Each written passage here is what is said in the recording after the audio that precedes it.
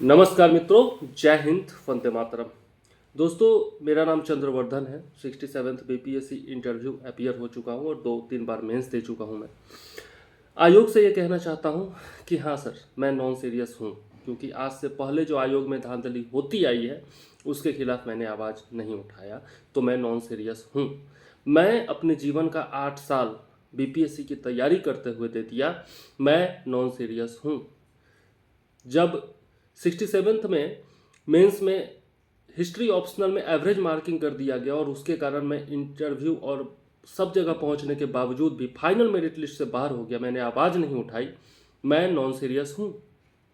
मैं 2 बार मेंस में गया, दोनों बार कॉपी इवेल्युएशन में गलती हुई और उसके कारण मेरा कम नंबर आया। मैं नॉन सीरियस हूँ। एक अच्छे संस्थान में कार्यरत हूँ, पारिवारिक जिम्मेदारियाँ हैं, पत्नी है, बहुत कुछ है और इस कारण से मैं आंदोलन में शामिल नहीं हो पा रहा हूँ। मात्र 2 दिन जा सका, तो हाँ, मैं नॉन सीरियस हूँ। मैं पटना में उपस्थित नहीं हूँ, पटना से बाहर हूँ। मुझे आज अपने साथियों के साथ होना चाहिए था, लेकिन मैं नहीं हूँ किसी कारणवश, तो मैं नॉन सीरियस हूँ। लेकिन एक बात आयोग से कहना चाहता हूँ, सर, आप क्यों छात्रों में भ्रम फैलाते हैं, ये पहले बताइए। सबसे पहले आपने ही कहा, आपका ही नोटिफिकेशन आया कि 2-3 सेट बनाए जाएंगे, 2-3 से ज़्यादा सेट भी बनाए जा सकते हैं। आपने सभी टीचर से राय मशवरा लिया, उनको कहा कि आप बच्चों को कन्विंस कीजिए। उन्होंने मना कर दिया, या फिर क्या हुआ वो आप जानते हैं, टीचर्स जानते हैं, हम बच्चे नहीं जानते हैं। लेकिन आपने उनसे ये भी कहा कि बच्चों से बात करेंगे, बच्चों से आपने बात नहीं की। सबसे पहली बात तो ये, वहाँ से नॉर्मलाइजेशन का मुद्दा उठना शुरू हुआ। चलिए ठीक है, हमने लाठियाँ खाई, 6 तारीख को हमने आंदोलन किया, लाठियाँ खाई, कुछ बच्चों के पैर टूटे, घायल हुए कुछ बच्चे, फिर भी 13 तारीख को हमने एग्जाम दिया। आपने नोटिफिकेशन निकाला कि नहीं होगा, अब नॉर्मलाइजेशन नहीं होगा। फिर जब आप 12,000 बच्चों का एग्ज़ाम कैंसिल करके दोबारा उनका एग्ज़ाम ले रहे हैं, तो नॉर्मलाइजेशन कैसे नहीं होगा? आप एक बार बताइए तो सही, नॉर्मलाइजेशन कैसे नहीं होगा? आपने प्रेस ब्रीफिंग में बोल तो दिया कि हम नॉर्मलाइजेशन से रिजल्ट नहीं निकालेंगे, लेकिन करेंगे कैसे? करेंगे कैसे जब एक ही परीक्षा के लिए आप 2 तरह के प्रश्न दे रहे हैं, 2 प्रश्नों का सेट दे रहे हैं, तो नॉर्मलाइजेशन तो करना ही होगा ना आपको। कोई एक प्रश्न आसान होगा, कोई एक प्रश्न कठिन होगा, तो दोनों को इक्वल लेवल पर लाने के लिए नॉर्मलाइजेशन के अलावा क्या पद्धति है आपके पास? आप कौन सा रास्ता अपनाएंगे? किसी को ये समझ में नहीं आ रहा। इतने बड़े इंटेलेक्चुअल हैं आप, इतने बड़े अधिकारी हैं आप, छोटी सी बात है, किसी को तो समझ में आए ये बात। हम बच्चों को समझ में आ रही है, आपको क्यों समझ में नहीं आ रही है ये बात? हमारी मुख्य समस्या ये है कि 12,000 छात्रों को आप अलग पेपर देंगे, उनका प्रश्न अगर कठिन हो गया तो उन 12,000 छात्रों के साथ नाइंसाफ़ी है, और अगर उनका प्रश्न आसान हो गया या फिर जो पैटर्न आपने अभी दिया है उसी पैटर्न पर रहा, तो फिर हमारे जैसे छात्र जो 13 तारीख को एग्जाम दिए हैं उनके साथ अन्याय होगा, क्योंकि 12,000 छात्रों को पैटर्न पता चल चुका है, उनको एक्स्ट्रा टाइम दिया गया है एग्जाम के लिए तैयारी करने के लिए। और क्वेश्चन का लेवल इस तरीके का है कि 2-3 दिन में, 4 दिन में आराम से तैयारी हो सकती है, रट करके आदमी एग्जाम देने जा सकता है। आपने हम बिहारी छात्रों को मतलब इतना ज़्यादा गिरा दिया है, मुझे समझ में नहीं आता। आप यूपी पीसीएस का स्टैंडर्ड देख लो, हरियाणा पीसीएस का स्टैंडर्ड देख लो, महाराष्ट्र पीसीएस का स्टैंडर्ड देख लो, किसी का भी स्टैंडर्ड जा करके देख लो और बीपीएससी के स्टैंडर्ड से उसकी तुलना कर लो। जो हमें प्रश्न दिया गया है, शर्म आती है, शर्म आती है। जो बच्चे पास होकर के मेंस देंगे या इंटरव्यू तक जाएंगे, जो फाइनल सिलेक्शन भी ले लेंगे ना, वो अपने आप को धिक्कारेंगे कि मैंने ऐसा प्रश्न पढ़ करके, ऐसे प्रश्न का उत्तर दे करके, और उसके बाद मैं डीएसपी बनाऊं। अन्य राज्यों के जो स्टूडेंट्स हैं ना, वो मतलब हमें धिक्कार की नज़र से देखेंगे, हमें शर्मिंदा होना होगा उनके सामने, जब वो कहेंगे कि हमने कठिन प्रश्नों और स्तरीय प्रश्नों का उत्तर दे करके हम डीएसपी बने हैं और तुम तो लूसेट रट करके एसडीएम बन गए हो। और ऐसे बच्चे मैंने देखा था 67th का जब मैं मेंस दे रहा था, मेरे बगल में बैठा हुआ था एक बच्चा और वो नहीं दे रहा था एग्जाम, वो कुछ भी नहीं लिख पा रहा था। मैंने उससे पूछा कि भाई तुम मेरा आंसर देख रहे हो, तुम क्यों नहीं दे रहे हो? उसने क्या बोला पता है? मैं तो दरोगा का तैयारी कर रहा था, क्वेश्चन आसान आ गया, मेरा किसी तरीके से पीटी निकल गया, मेंस का तो तैयारी ही नहीं है, तो मैं क्या लिखूं? तो ये स्टैंडर्ड रह गया है। अब ऐसे बच्चे कुछ भी लिखेंगे, आप देखना इस बार मेंस का कट ऑफ इतना ज़्यादा कम जाने वाला है, इतना कम जाने वाला है कि आप उम्मीद नहीं कर सकते। आप देखना, एक तो नंबर ऑफ सीट्स ज़्यादा है, वैकेंसी ज़्यादा है, तो ज़्यादा नंबर ऑफ कैंडिडेट्स इंटरव्यू के लिए चुने जाएंगे। उसके अलावा जो कैंडिडेट चुने जाएंगे अभी मेंस के लिए, उसमें मैं दावे के साथ कहता हूं कि 70% स्टूडेंट्स जो होंगे वो वन डे एग्जाम की तैयारी करने वाले होंगे। दरोगा, एसएससी, सीएचएसएल, सीजीएल और ये जो ग्रुप डी लेवल का एग्जाम होता है ना, उसकी तैयारी करने वाले स्टूडेंट्स होंगे। जो जेन्युइन स्टूडेंट्स जो बीपीएससी की तैयारी करते हैं, जो यूपीएससी की तैयारी करते हैं, ऐसे स्टूडेंट्स की संख्या नहीं होगी मेंस में। आप लिख के ले लो। आज से नहीं, 8 साल से जान रहा हूँ आयोग को यार, 8 साल से आयोग को जान रहा हूँ। और आयोग को सर रवि भाई परमार जी आज आप आयोग के अध्यक्ष बने हैं। हम लोग 8 साल से आयोग को जान रहे हैं, रग रग से वाकिफ आयोग में कहाँ क्या होता है ना, किस तरीके से धांधली की जाती है, क्या क्या नुस्खे अपनाए जाते हैं धांधली के लिए, हर चीज़ से हम लोग वाकिफ हैं। आज तक स्टूडेंट खड़े नहीं हुए तो इसका ये मतलब नहीं है कि स्टूडेंट की मौन को आप कायरता समझ लें। ऐसा नहीं है, ऐसा नहीं है कि स्टूडेंट्स कायर हैं। आज वो अपने हक के लिए आवाज़ उठा रहे हैं, अपने हक के लिए लड़ रहे हैं, तो आपको उनकी बातें सुननी चाहिए। आप सुनने को तैयार नहीं है। भैंस के आगे बीन बजाए भैंस रहे बैठ पगुड़ाए, ऐसा थोड़ी ना होता है सर। हम लोग ग्रेजुएट छात्र हैं, ग्रेजुएट छात्र विधान परिषद के सदस्य चुनते हैं सर। विधान परिषद के सदस्य चुनने में उनका योगदान होता है। आप ग्रेजुएट छात्र देश की सरकार बनाते हैं सर। आप कैसे हमें इग्नोर कर सकते हैं? 8 दिन से इतने सारे ग्रेजुएट्स, ठीक है हमारी संख्या कम है, मान लिया 2000 है, 4000 है, किसी दिन 5000, 8000 स्टूडेंट्स भी वहाँ गए हैं। लेकिन हो सकता है ना कि चलो ठीक है, स्थान पर नहीं जा पा रहे हैं। बहुत सारे छात्र पटना से बाहर रह करके तैयारी करते हैं या फिर प्राइवेट जॉब करते हैं, सरकारी जॉब में भी लगे हुए हैं। बहुत सारे छात्र होते हैं, 40% छात्र जो होते हैं, आपको मैं बता दूं 40% से ज़्यादा छात्र जो होते हैं वो पटना से बाहर रह करके तैयारी कर रहे होते हैं, या किसी प्राइवेट जॉब में या फिर किसी सरकारी जॉब में ऑलरेडी लगे होते हैं। तो उनकी मजबूरियां होती है कि वो साइट पर नहीं जा सकते। इसका ये मतलब नहीं है कि वो आंदोलन का समर्थन नहीं कर रहे हैं या फिर आंदोलन के विरुद्ध है या फिर आपके साथ खड़े, ऐसा नहीं है, ऐसा नहीं है। आप वोटिंग करा लो ना, आप वोटिंग करा लो। अतुल प्रसाद सर इससे पहले जो अध्यक्ष हुआ करते थे वो वोटिंग करा लिया करते थे कि हमें नॉर्मलाइजेशन करना चाहिए कि नहीं करना चाहिए, हमें ई विकल्प हटाना चाहिए या नहीं हटाना चाहिए, हमें ऑप्शनल हटाना चाहिए या नहीं हटाना चाहिए, ऑप्शनल ऑब्जेक्टिव होना चाहिए या सब्जेक्टिव होना चाहिए या नहीं होना चाहिए। इस तरीके से वो वोटिंग कराते थे।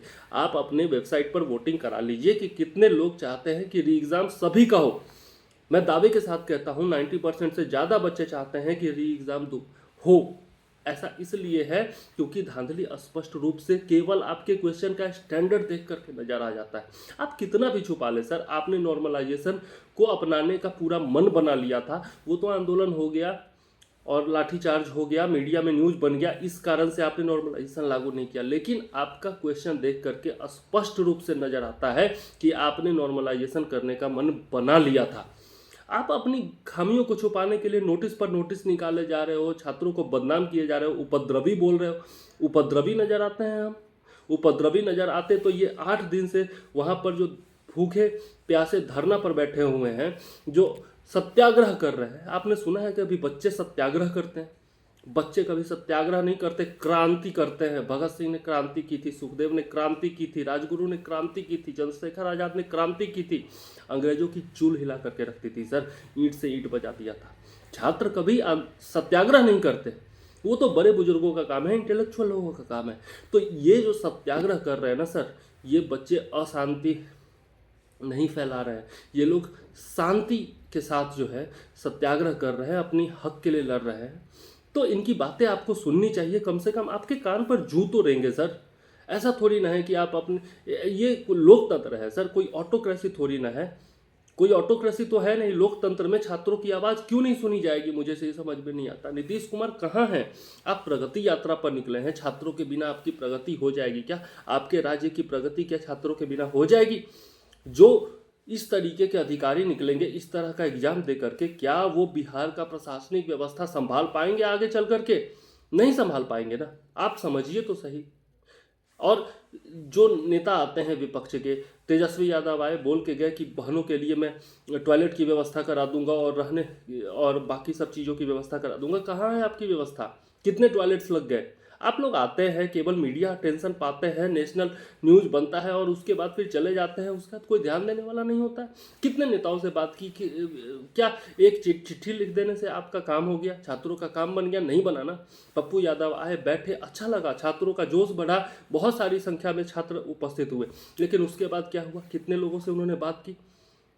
कितने लोगों से बात की? जन सुराज के लोग आए, सबने चिट्ठी लिखी। चिट्ठी लिखने से क्या होता है आज के ज़माने में? चिट्ठी लिखने से क्या होता है? आप जा कर के बैठिए वहाँ पर, बीपीएससी के गेट पर बैठिए। हम छात्र जाते हैं तब तो हमें लाठी मार करके भगा दिया जाता है, लेकिन आप लोग विपक्ष के होकर के, इतने बड़े नेता होकर के जाएंगे यदि, तो आपको लाठी से मारा तो नहीं जाएगा, डिटेन ज़्यादा से ज़्यादा किया जाएगा।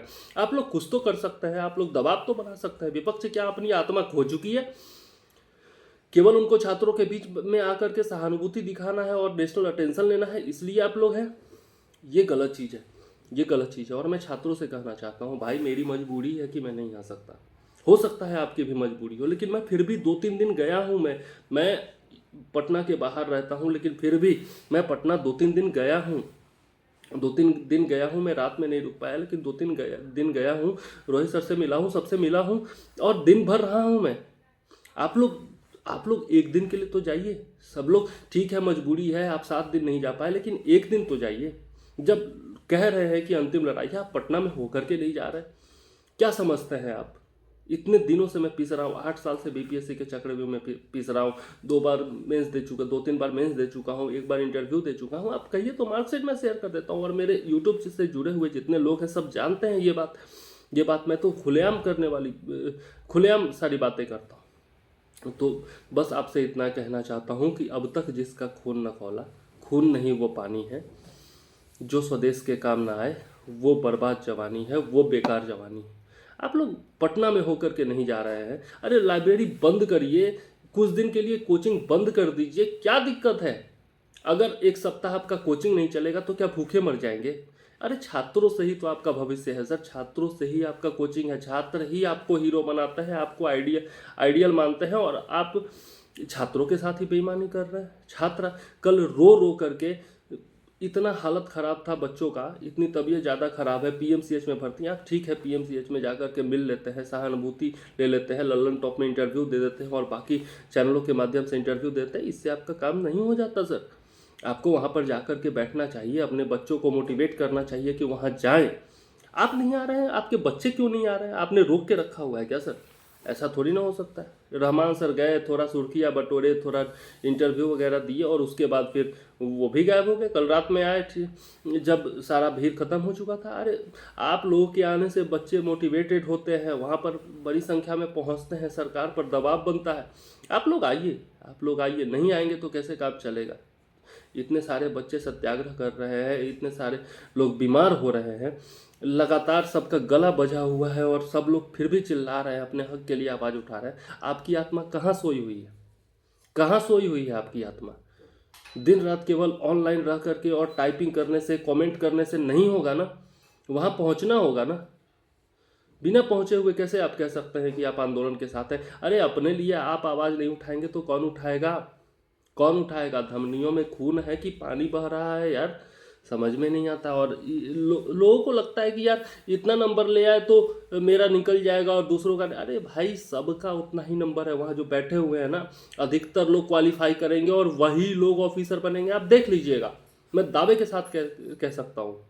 वो सीरियस कैंडिडेट है यार जो वहाँ पे बैठे हुए हैं, वो व्यवस्था की खामियों को समझते हैं, समझदार हैं, इसलिए बैठे हुए हैं। उनकी आत्मा जागृत है, उनके अंदर हिम्मत है अन्याय के खिलाफ आवाज उठाने के लिए, इसलिए वहां बैठे हुए हैं। वो कायर नहीं है, उपद्रवी नहीं है। उपद्रवी होते ना तो बीपीएससी का गेट घेर लेते, लाठी और गोली खा रहे होते, आंसू गैस के गोले चल रहे होते। अभी उपद्रवी बोलते हैं, कुछ भी आकर के बोल देना है और छात्रों को डराना धमकाना है, ये कोई तरीका नहीं होता सर। ठीक है, चलिए ठीक है, थोड़ा आपने जिद किया, आपका भी ईगो सेटिस्फाई होना जरूरी था, हो गया ना 7 दिन में आपका भी ईगो सेटिस्फाई हो गया। अब तो बच्चों की सुन लीजिए, कम से कम बच्चे क्या कह रहे हैं कि हमारा 5 लोगों का डेलीगेशन जाएगा, उनसे मिल लीजिए। आपको बच्चों से मिलने में दिक्कत है? बीपीएससी के स्टेक होल्डर, सबसे बड़े स्टेक होल्डर्स कौन है? छात्र हैं। छात्र अगर पैसा देना बंद कर दे, छात्र अगर फॉर्म भरना बंद कर दे, तो बीपीएससी की औकात क्या है? क्यों है बीपीएससी? छात्रों की वजह से ही है ना। और सरकार किसकी वजह से है? छात्रों की वजह से है। तो न सरकार सुन रही है, न बीपीएससी सुन रही है, और झूठ मूठ का कह देते हैं कि आप लेकर के आओ, सबूत लेकर के आओ जनता दरबार में, और उसके बाद दिल्ली चले जाते हैं। डिप्टी सीएम की बात बीपीएससी के अध्यक्ष नहीं सुनते हैं, छात्रों को बुलाते हैं और उसके बाद मार करके भगा देते हैं। छात्र के पास ठीक है कुछ कम संख्या में है, लेकिन इसका ये मतलब नहीं है कि आप छात्रों को मार करके भगा दीजिएगा, उनकी बात नहीं सुनिएगा, उनको इग्नोर करते रहिएगा। ये कोई तरीका नहीं है। और अगर छात्र उपद्रव सही में उतर आए उपद्रव पर, तब क्या करेंगे आप? तब क्या करेंगे आप? फिर तो आपकी सारी व्यवस्था चरमरा जाएगी। उसके बाद सारा पुलिस प्रशासन लग जाएगा कि लाठी मारो, गोली चलाओ, आंसू गैस के गोले छोड़ो एंड ऑल। छात्रों को भड़कने पर मजबूर मत कीजिए सर। वो शांति व्यवस्था के साथ आपसे बातचीत करना चाहते हैं तो बातचीत कीजिए। केवल बातचीत मतलब लोकतंत्र में क्या बातचीत करने का भी अधिकार नहीं है? अपनी आवाज को उठाने का भी अधिकार नहीं है लोकतांत्रिक तरीके से? और वहाँ बैठे हुए हैं छात्र, तो इसका क्या मतलब है कि उनका कोई जमीर नहीं है, उनको कोई और काम नहीं है, उनको पढ़ाई नहीं करनी चाहिए? वहाँ पर जाकर के मच्छर कटवा रहे हैं रात भर, वहाँ पर अपना परिवार और सारा कुछ छोड़ करके, पढ़ाई लिखाई छोड़ करके वहाँ पर बैठे हुए हैं, तो क्या वो उपद्रवी नजर आते हैं आपको? ये कोई तरीका नहीं है सर, ये कोई तरीका नहीं है। हाथ जोड़ करके विनती करते हैं अध्यक्ष महोदय से भी, और सरकार के भी कोई भी नुमाइंदे अगर ये वीडियो देख रहे हैं तो उनसे भी निवेदन करते हैं कि उनकी बात को एटलीस्ट सुना जाए, उनकी बात को सुना जाए, उनकी मांगों को सुना जाए। उनकी मांगे जायज़ है। मैं आपको 100 कारण गिना सकता हूँ कि कैंसिल क्यों किया जाना चाहिए परीक्षा। मैं खुद आपको 100 कारण गिना सकता हूँ, एक कारण नहीं। बीपीएससी ऊपर से नीचे तक करप्शन से भरी हुई है, और बीपीएससी की कुव्यवस्था हर एक स्टेप पर आपको नजर आएगी अगर आप देखना चाहेंगे तो। लेकिन अगर आप कुव्यवस्था का चश्मा, भ्रष्टाचार का चश्मा लगा करके देखेंगे तो आपको कुछ नजर नहीं आएगा, कुछ नजर नहीं आएगा। चंद रुपयों के लिए देश को मत बेचिए सर, बिहार को मत बेचिए, छात्रों के भविष्य को और बिहार के भविष्य को मत बेचिए। मैं तो यही कहूँगा। और बिहार की अस्मिता का सवाल है सर। ऐसे सवाल दे करके, ऐसे सवालों का जवाब दे करके अगर डिप्टी एसपी बन भी जाएंगे ना, तब भी अपने आप पर ग्लानि होगी कि कैसे सवालों का जवाब दे करके हम ऑफिसर बने हैं। ये हम जैसे छात्र समझ सकते हैं, जो इतने दिनों से दे रहे हैं, जो अनुभवी हैं, जो बीपीएससी के चक्रव्यूह में फंसे रहे हैं, वो लोग जान सकते हैं। वो ये नौसिखिए छात्र नहीं जान सकते, नहीं जान सकते। वो आते हैं गांव देहात से, लूसेंट पढ़ते हैं, वनडे एग्जाम की तैयारी करते हैं। वो बीपीएससी के अंदर घुस करके नहीं देखे हैं कि उसकी क्या व्यवस्था रही है, या फिर प्रीवियस ईयर पैटर्न और प्रीवियस ईयर व्यवस्थाओं से वो वाकिफ़ नहीं है उस हद तक, इसलिए साथ नहीं आ रहा है, इसलिए साथ नहीं आ रहे हैं। जो भी अनुभवी छात्र हैं, जो भी सीरियस छात्र हैं ना, वो सब वहाँ पे धरना प्रदर्शन में बैठे हुए हैं, या फिर कुछ छात्र हैं जो मजबूर हैं जिसके कारण नहीं जा रहे हैं। और सभी बंधु जो पटना में हैं, आसपास के ज़िलों में हैं, उनसे भी आग्रह है, जो भी मुझे फॉलो करते हैं या फिर जो भी मुझे मानते हैं, बड़ा भाई मानते हैं, वो लोग प्लीज़ प्लीज़ प्लीज़, मैंने कुछ लोगों को भेजा है, कुछ लोगों का फ़ोन मेरे पास रोज़ आता है, मैं रोज़ 5-6 बंदों को तो ज़रूर भेज देता हूँ वहाँ पर। लेकिन आप लोग भी जाइए, जो लोग अभी तक फ़ोन नहीं किए हैं या फिर वहाँ तक नहीं पहुँचे हैं, प्लीज़ वहाँ जाइए, प्लीज़ वहाँ जाइए, मेरी तरफ से जाइए, मेरे प्रतिनिधि बन करके आप जाइए वहाँ पर, और प्लीज़ प्लीज़ प्लीज़ प्लीज़ इस आंदोलन को सफल बनाने में योगदान कीजिए। कुछ भी कर सकते हैं, योगदान कीजिए। जब राम जी बना रहे थे ना, जब राम जी लंका जा रहे थे और बना रहे थे सेतु, तो गिलहरी तक एक योगदान दे रही थी, एक छोटी सी गिलहरी तक योगदान दे रही थी, और उसका योगदान भी सराहनीय था। तो आप किसी तरीके से कुछ भी योगदान कर सकते हैं, जरूर इस सत्याग्रह के लिए कीजिए। ये बहुत बड़ा यज्ञ हो रहा है, और इस यज्ञ में बिहार की जो कुव्यवस्था है, बीपीएससी की जो कुव्यवस्था है, उसको जल जाना चाहिए। और इसके लिए आपको अपनी तरफ से आहुति देना आवश्यक है। अपने श्रम की आहुति दीजिए, अपने योगदान की आहुति दीजिए, अपने उपस्थिति की आहुति दीजिए वहाँ पर जा कर के। प्लीज़ जाइए, प्लीज़ जाइए, प्लीज़ जाइए। जिसको न निज गौरव और निज देश का अभिमान है, वह नर नहीं, नर पशु निरा है और मृतक समान है। बस इतना याद रखिए। अब भी जिसका खून न खौला, खून नहीं वो पानी है, जो स्वदेश के काम ना आए वो बर्बाद जवानी है। बस इतना ही कहूँगा, वीडियो लंबा हो गया, इससे ज़्यादा मैं क्या ही कहूँ, इससे ज़्यादा मेरे पास शब्द नहीं है कहने के लिए। बस एक इमोशन बचा हुआ है, और कुछ भी नहीं है मेरे पास कहने के लिए। प्लीज़ चाहिए, प्लीज़ चाहिए, प्लीज़ चाहिए, वहाँ पर जा कर के अपना योगदान दीजिए। धन्यवाद। जय हिंद, वंदे मातरम।